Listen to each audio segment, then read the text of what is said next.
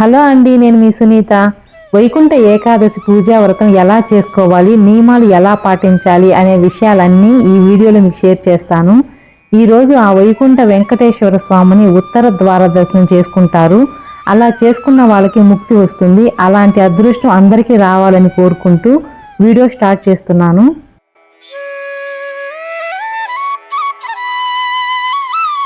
వైకుంఠ ఏకాదశి రోజున ఉత్తర ద్వార దర్శనం చేసుకోలేని వాళ్ళు లేదా కుదరని వాళ్ళు ఇంట్లోనే పూజ చేస్తూ పురాణాల ప్రకారం ఈ నియమం పాటించడం వల్ల ఉత్తర ద్వార దర్శనం చేసినంత ఫలితం మనకు దక్కుతుంది.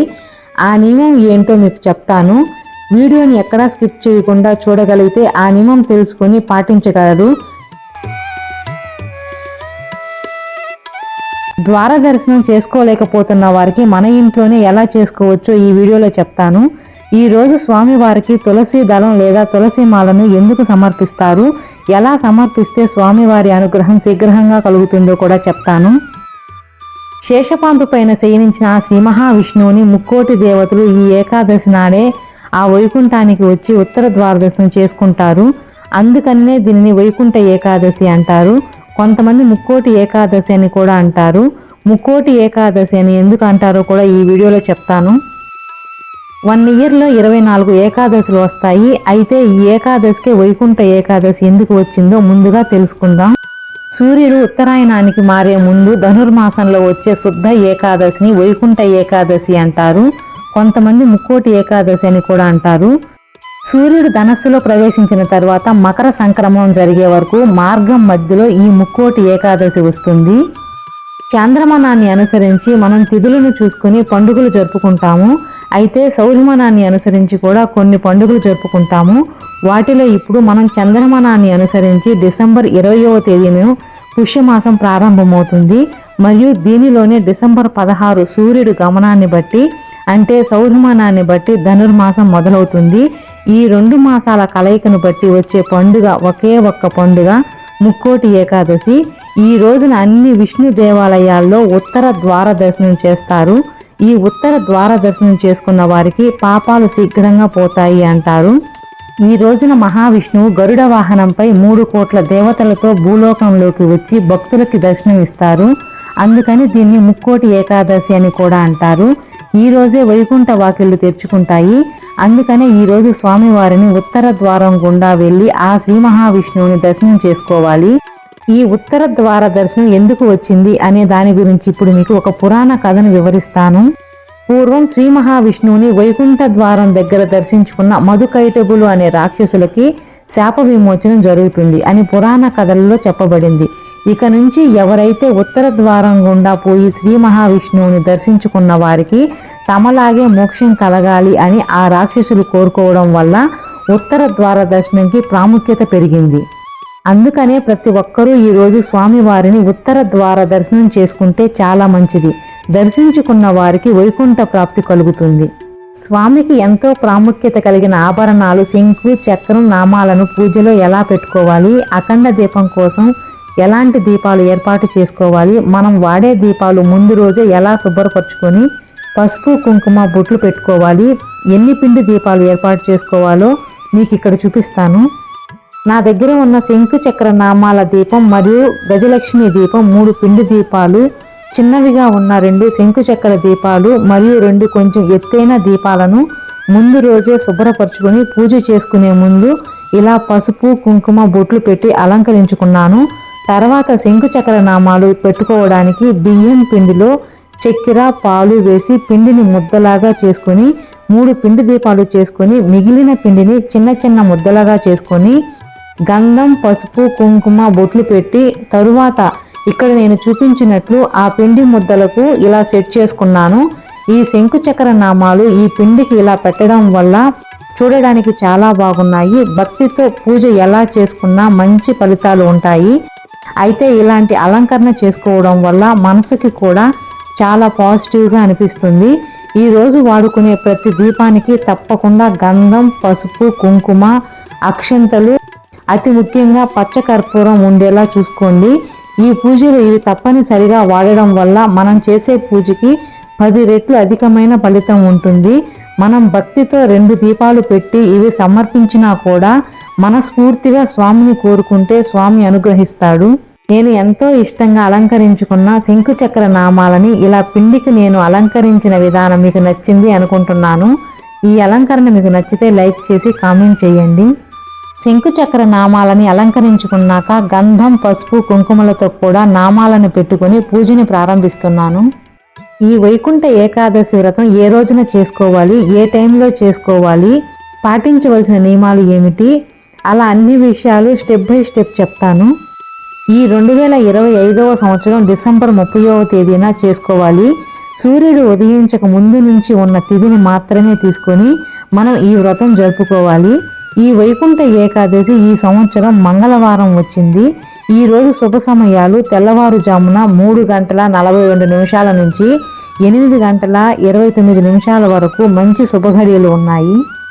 ఈ టైంలో పూజించిన వారికి మంచి శుభ ఫలితాలు వస్తాయి. అయితే ఈ టైంలో చేసుకోలేని వారికి సాయంత్రం వేళలో కూడా చేసుకోవచ్చు. సాయంత్రం చేసుకోవాలి అనుకునే వారికి శుభఘడియలు సాయంత్రం 4 గంటల నుండి 9:15 వరకు మంచి శుభఘడియలు ఉన్నాయి. ఉదయం చేసుకున్న వారు తప్పకుండా సాయంత్రం కూడా చేసుకోవాలి. ఇలా పూజ చేసుకున్న వారికి మంచి శుభ ఫలితాలు వస్తాయి. ఈ వైకుంఠ ఏకాదశి రోజున ఉపవాసం ఎలా చెయ్యాలి అనే దాని గురించి కూడా చెప్తాను.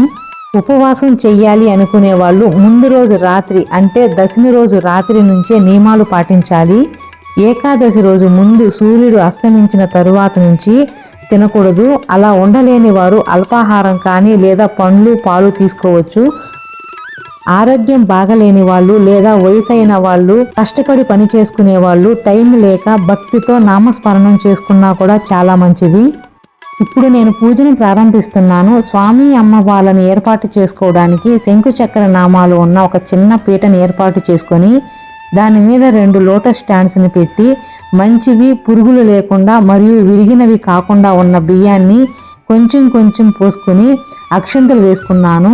ఆ శ్రీ మహావిష్ణువుని వ్రతం లేదా ప్రత్యేకమైన పూజని చేసుకోవాలి అనుకుంటే ఆ తల్లి శ్రీ మహాలక్ష్మి అమ్మవారిని కూడా ఏర్పాటు చేసుకోవాలి. అలా అమ్మవారిని కూడా ఏర్పాటు చేసుకుని పూజ చేసుకోవడం వల్ల శీఘ్రంగా అష్టైశ్వర్యాలు కలుగుతాయి. తులసి దళాలను స్వామికి ఎలా సమర్పించాలో చెప్తాను. స్వామివారికి తులసి దళాలను ఎలా సమర్పించినా కూడా చాలా మంచిదే. సాక్షాత్ ఆ శ్రీ మహాలక్ష్మీదేవి రూపమైన తులసి చెట్టు నుంచి కొన్ని తులసి దళాలను తీసుకుని మంచినీటితో శుభ్రపరచుకుని స్వామివారికి సమర్పించవచ్చు. లేదా మాలగా అల్లి స్వామివారికి భక్తితో సమర్పించవచ్చు. ఎలా సమర్పించినా కూడా స్వామి ప్రీతి చెందుతాడు. అయితే ఆ తులసి దళాలను ఏకాదశి రోజున కొయ్యకూడదు. అందులోనూ పూజ చేసుకున్న చెట్టు నుంచి అస్సలు తీసుకోకూడదు. మనం పూజకి కావాలి అనుకుంటే ముందు రోజే తీసుకుని పెట్టుకోవాలి. తులసి దళాలని స్వామికి సమర్పించడం వల్ల స్వామి ప్రీతి చెందుతాడు. అందులో ఎటువంటి అనుమానం లేదు. అయితే ఆ రోజున తులసి దళాలని చెట్టు నుంచి తీసుకోవడం వల్ల చాలా దోషం ఉంటుంది. కనుక ఈ నియమాన్ని తప్పకుండా పాటించండి. నియమాలను పాటించి ఈ రోజున తులసి దళాలను తప్పకుండా స్వామివారికి ఉపయోగించడం వల్ల చాలా మంచిది. ఈ రోజే కాదు, స్వామివారి పూజకి నిత్యం కూడా ఉపయోగించుకోవచ్చు. ఇక్కడ ఇంకొక విషయం ఏమిటంటే తెలియకుండా చేస్తే భయపడవలసిన పని ఏమీ లేదు, దోషము రాదు. కానీ తెలిసి చెయ్యకూడదు. స్వామికి తులసి దళాలను సమర్పించి అమ్మవారికి బిల్వపత్రాలను పెట్టుకొని నేను అల్లిన తులసి మాల మరికొన్ని పుష్పాలను పెట్టి స్వామివారికి అలంకరించుకొని ముందుగా ఏర్పాటు చేసుకున్న శంకుచక్ర నామాలని నా దగ్గర ఉన్న స్టాండ్స్ మీద పెట్టి మాలను అలంకరించాను. దీపాలు వెలిగించడం కోసం కుందులని మరియు శంకుచక్ర నామ దీపం, గజలక్ష్మి దీపంను కూడా పూజలో ఏర్పాటు చేసుకుని నువ్వుల నూనెతో దీపాలను వెలిగించుకున్నాను. వెలిగించిన దీపాలకి పసుపుతో చేసుకున్న అక్షంతలు, పచ్చకర్పూరం, జవ్వాదు వేసుకుని స్వామి అమ్మవార్ల దగ్గర కూడా అక్షంతలు, పుష్పాలు వేసుకుని సంకల్పం చెప్పుకున్నాను. ఇలా అంతా చేసుకున్న తర్వాత మీకు వచ్చిన స్తోత్రాలు, నామాలు, అష్టోత్తరాలు చదువుకొని పంచోపచారాలతో పూజను చేసుకోవాలి. లేదా మీ నియమాలను పాటించి కూడా పూజ చేసుకోవచ్చు. భక్తితో ఎలా పూజ చేసుకుని స్వామివారి నామస్మరణ చేసుకుంటే చాలా మంచిది. ఈరోజు చేసే ప్రతి పూజ కావచ్చు లేదా మంచి పనులు, ఉపవాసం, జాగరణ అలా భక్తితో ఏమి చేసినా కూడా వైకుంఠ ప్రాప్తి కలుగుతుంది. స్వామి అమ్మవార్లు ఇద్దరూ కూడా అలంకరణ ప్రియులు కనుక మంచి సుగంధభరితమైన పుష్పాలను స్వామి అమ్మవార్లకి అలంకరించుకోవచ్చు. ఈ రోజు స్వామి అమ్మవార్ల పూజ కానీ, వైకుంఠ ఉత్తర ద్వార దర్శనం కావచ్చు, ఈ రోజు చేసే జాగరణ కావచ్చు, ఎంతో విశిష్టత ఉంది. ముల్లోకాలలో ఉన్న ముక్కోటి దేవతలు ఈ రోజుకి కోసం ఎంతగానో ఎదురు చూస్తూ ఉంటారు. అలాంటిది మనం కొంచెం టైం కేటాయించి పూజ చేసుకుంటే ఎంతో పుణ్యం కలుగుతుంది. పిండి దీపాలు పెట్టుకోవడానికి 3 తమలపాకులు తీసుకొని శుభ్రపరచుకొని పసుపు కుంకుమ బొట్లు పెట్టి శంకుచక్ర నామాల ముందు ఈ విధంగా ఏర్పాటు చేసుకుని దాని మీద పిండి దీపాలను పెట్టుకొని దీపాలను వెలిగించిన తర్వాత జవ్వాదు, పచ్చకర్పూరం, అక్షంతలు తప్పనిసరిగా వేసి పుష్పాలను సమర్పించుకోవాలి. శ్రీ మహావిష్ణువుకి పూజ చేసేటప్పుడు తప్పకుండా పచ్చకర్పూరం ఉండేటట్లు చూసుకోండి. ప్రసాదంగా బెల్లం పొంగలు చేసుకునే వాళ్ళు దాంట్లో చిటికెడు పచ్చకర్పూరం వేసుకుంటే చాలా మంచిది. ఈ వైకుంఠ ఏకాదశి రోజున ఉపవాసం ఉండి జాగరణ చెయ్యాలి అనుకుంటే ఈ విధంగా చెయ్యాలి. ఉపవాసం ఉన్న రోజున పండ్లు, పాలు మాత్రమే తీసుకొని ఆ రోజున కన్ను కూడా మూత పడకుండా నిద్ర మేలుకోవాలి.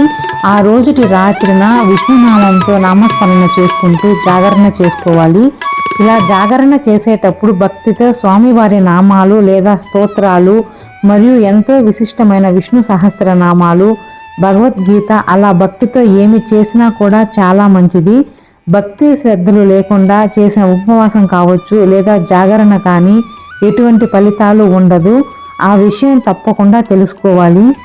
భక్తి శ్రద్ధలతో ఈ ఒక్క ఏకాదశి రోజున చేసిన పూజ, వ్రతం, జాగరణ, మంత్రము, అర్చన అలా ఒక్కొక్కటి ప్రతి ఒక్క చిన్న పూజకి అంత విశిష్టత ఉంటుంది. అంతేకాదు ఈ రోజు చేసిన పూజా ఫలం సంవత్సరంలో వచ్చే 24 ఏకాదశులకు వస్తుంది. తెలిసి కానీ తెలియక కానీ హరినామస్మరణం చేసినా లేదా వినినా చాలా మంచిది. ఈ వైకుంఠ ఏకాదశి వ్రతాన్ని పాటించాలి అనుకున్న వాళ్ళు కొన్ని నియమాలను పాటించాలి.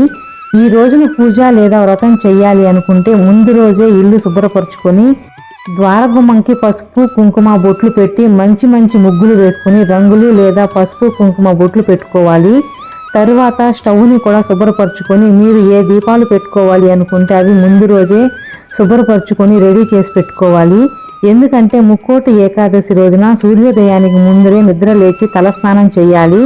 తరువాత ఈరోజు పేర్లు దువ్వడం ఏ ప్రాణికి కూడా హాని కలిగించకూడదు. అంతేకాదు ఈరోజు ఎటువంటి పరిస్థితులలోనూ నాన్ వెజ్ తీసుకోకూడదు. ఈ వ్రతాన్ని ఎంతో పవిత్రంగా ఆచరించాలి అనుకుంటే ముందు రోజు మంచం మీద నిద్రపోకూడదు. కింద మాత్రమే పనుకోవాలి. ఎవరిని దూషించకూడదు మరియు పిల్లలని, గురువులని ఎటువంటి పరిస్థితుల్లోనూ దూషించకూడదు. ఎందుకంటే ఈ రోజున ముక్కోటి దేవతలు ఎంతో పవిత్రంగా పూజలు, వ్రతాలు అలా ముల్లోకాలలో ఎంతో పవిత్రంగా ఉంటుంది. అందుకని ఈ రోజున ఎవరిని దూషించకూడదు. ఎలాంటి తప్పులు చేయకుండా పవిత్రంగా ఉండడం చాలా మంచిది. ఉపవాసం, జాగరణ చేయలేని వాళ్ళు నియమాలు లేదా స్తోత్రాలు చదువుకుంటూ కూడా వ్రత నియమాలను పాటించకపోయినా కూడా మంచి మనసుతో దైవనామ స్మరణ చేసుకుంటే కూడా మంచి పుణ్య ఫలితం వస్తుంది. మనసు మంచిది కాకుండా ఎన్ని పూజలు, వ్రతాలు చేసినా అది వృధానే అని ప్రతి ఒక్కరూ గమనించుకోవాలి. ఉత్తర ద్వార దర్శనం విష్ణు ఆలయానికి వెళ్ళి చేసుకోలేని వాళ్ళు మన ఇంట్లోనే చేసుకోవచ్చు. ఎలాగో నేను ఇప్పుడు చెప్తాను. మన దగ్గర ఉన్న విష్ణు రూపాలలో ఏదో ఒక రూపం ఉన్న స్వామివారి ఫోటోని తీసుకొని పసుపు కుంకుమ బొట్లు పెట్టి పుష్పాలని అలంకరించి ఆ ఫోటోని ఉత్తరం దిక్కున పెట్టాలి. ఆ ఫోటో దక్షిణం వైపు చూసేలా ఏర్పాటు చేసుకోవాలి.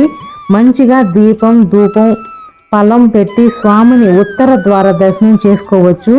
అలా చేసుకున్నా కూడా చాలా మంచిది. మీరు చేసుకోవాలి అనుకుంటే తప్పకుండా చేసుకోవచ్చు. ఇలా పూజ అంతా అయిన తర్వాత స్వామివారికి హారతి ఇచ్చి పూజని పూర్తి చేశాను. ఈ పూజ మీకు నచ్చింది అనుకుంటున్నాను. అంతేకాదు నేను చెప్పిన విధి విధానాలు మరియు నియమాలు ఆ రోజు ఎలా ఉండాలి ఆ విషయాలన్నీ మీకు ఉపయోగపడతాయి అనుకుంటున్నాను. మీకు నచ్చితే లైక్ చేసి కామెంట్ చేయండి. మీరు ఇప్పటి వరకు సబ్స్క్రైబ్ అవ్వకపోతే ప్లీజ్ సబ్స్క్రైబ్ చేసుకొని మా ఛానల్ని సపోర్ట్ చేయండి. ఈరోజు అతి ముఖ్యంగా విష్ణు సహస్రనామాలు పారాయణం చేయాలి మరియు గజేంద్ర మోక్ష ఘట్టం మరియు భగవద్గీత చదువుకుంటే చాలా మంచిది. మీకు చదవడం రాదు అనుకుంటే వినవచ్చు.